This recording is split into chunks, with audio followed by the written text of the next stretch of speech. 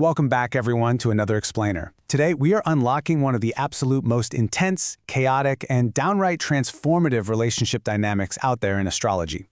We're looking at a deeply fascinating placement known as the magnetic mirror. Honestly, if you're the kind of person who loves diving deep into the psychological underpinnings of why we connect the way we do, you are absolutely gonna love this one. Let me ask you something right off the bat. Have you ever felt an attraction that completely, 100% defied all logic? You know the exact kind I'm talking about. That lived experience of an unexplainable, almost fated romantic connection that hits you completely out of nowhere and just turns your whole world upside down.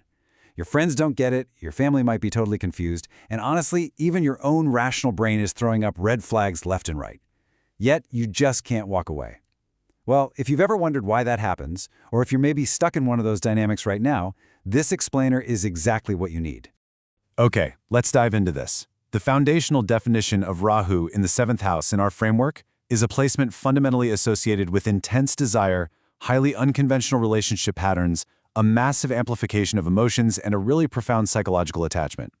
We're about to embark on a deep psychological journey here, exploring exactly why this specific placement acts as a massive catalyst for relationships that feel like they just consume your entire being. Part 1. The unexplainable magnetic pole. So usually, a logical relationship is, well, rational. It's slow building, it's predictable, and it makes total sense on paper. You meet, you date, you slowly learn about each other over coffee. But Rahu relationships? Oh, they are the exact opposite. As our source material points out, you experience a strong attraction that feels immediate, intensely overpowering, and incredibly difficult to rationalize logically. You literally cannot explain why you're drawn to this person, you just absolutely, undeniably are. It's like a magnetic force. And this brilliantly illustrates how these early relationship traits become emotionally significant incredibly quickly. We're not talking about a casual few weeks of lighthearted dating here. It immediately creates a heavy, undeniable sense of destiny. You might actually catch yourself saying things like, "We were meant to meet," or "I feel like I've known them forever." It forms this highly unusual connection that skips all the normal small talk and dives straight into the deep end of emotional weight right from the very start. But who exactly is on the other side of this magnetic pole? Well, the framework predicts that individuals dealing with this placement are deeply drawn to unconventional, distant, or emotionally complex partners. You aren't usually pulling in the straightforward, open book types. Instead, you're magnetized toward people who are inherently non-traditional or who carry a heavy emotional complexity. The puzzle of the other person, the mystery, the distance, is actually a massive part of the attraction itself. Part 2. The overactive relationship mind. Now, once that initial spark catches fire, we move away from the honeymoon phase and right into the mental labyrinth that inevitably follows. You develop a massive tendency to overfocus on the relationship. I mean, we've all experienced that universal dread of overanalyzing a cryptic text message, right? Well, multiply that by 100. The source notes that thoughts about the partner become wildly frequent and utterly consuming. Your mind is basically hijacked. You're at work, you're at the gym, you're trying to sleep, but your brain is running a 24/7 background process entirely dedicated to analyzing this one person and every single interaction you've ever had with them. Let's map out exactly how this psychological spiral happens, because it's a clear step-by-step escalation. Step 1 is simple emotional uncertainty. Maybe they didn't call when they said they would. Totally normal, right? But then we immediately jump to step 2, which is fear-based interpretation.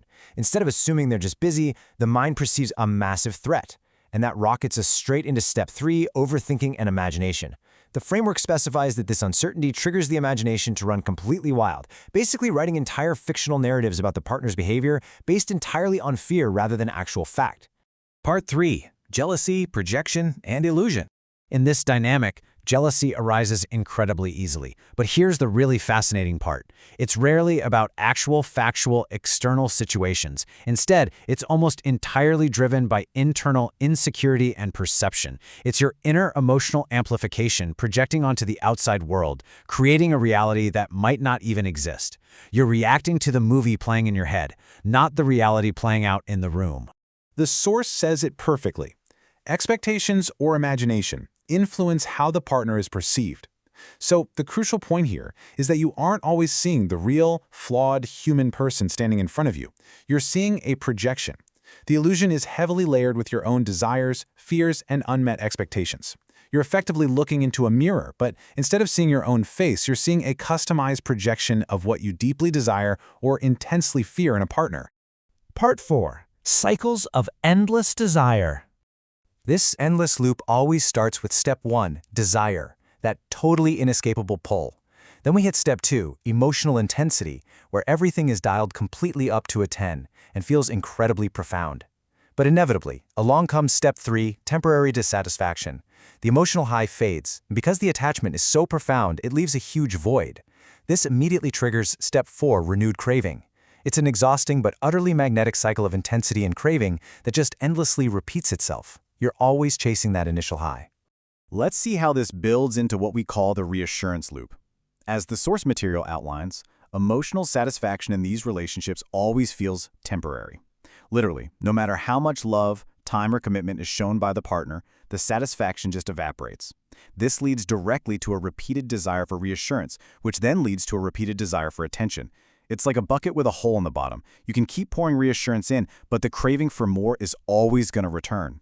Part 5. The path to self-awareness.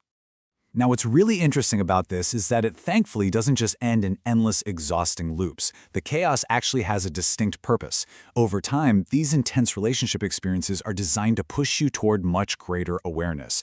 Through the pain of the cycles, you start recognizing your own emotional dependency. You begin understanding these deeply ingrained desire patterns. And finally, you start unpacking your own psychological attachments. The ultimate goal of all these chaotic patterns isn't to torture you. No, it's to trigger profound self-growth. It forces you to look inward and heal the insecurities that were driving the jealousy and the projection in the first place. So I want to leave you with this final, truly provocative thought to ponder. Are you seeking a partner or just a reflection of your own desires? That is the ultimate question of the magnetic mirror. When the dust finally settles on that intense, unexplainable attraction, are you actually seeing the person in front of you, or are you just seeing what you desperately need them to be? It's a really powerful question for all of us. Thank you so much for joining me on this deep dive today. Keep questioning, keep learning, and I'll see you in the next explainer.